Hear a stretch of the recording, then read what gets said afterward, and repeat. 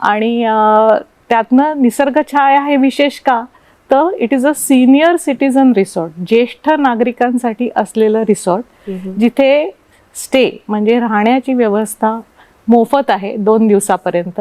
फक्त फूडचे चार्जेस आपण घेतो आणि प्रत्येक ज्येष्ठ नागरिकाला तिथे माहेरी आल्यासारखं वाटतं. सो ही त्याची वैशिष्ट्य आहे की 60-70व्या वर्षी महिलांना शक्यतोवर माहेर नसतं आणि ते त्यांचं माहेर होतं 2 दिवसासाठी.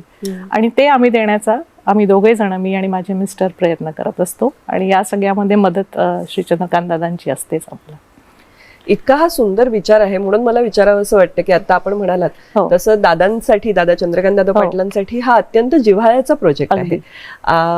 तर तुम्ही जेव्हा सुरुवात केली त्यावेळेस तुमच्या समोर आणि तुम्हाला मार्गदर्शन करत असताना दादांनी काही विजन दिलं असेल, काही दृष्टी दिली असेल, तर ती काय होती नेमकी? त्यांची अशी एक सिमिलर संकल्पना कोल्हापुरात राबते. आणि जेव्हा ते पुण्यात आले तेव्हा त्यांची अशी इच्छा होती की पुण्यात सुद्धा ज्येष्ठ नागरिकांसाठी काहीतरी करावं.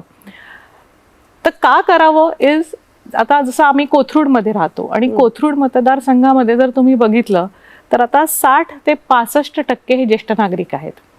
आणि मॅक्झिमम लोकांची मुलं ही आयदर अब्रॉड आहेत किंवा इतर गावी, म्हणजे बँगलोर म्हणा, दिल्ली म्हणा, जॉबसाठी, व्यवसायासाठी बाहेर. व राहतं कोण? आजी आणि आजोबा.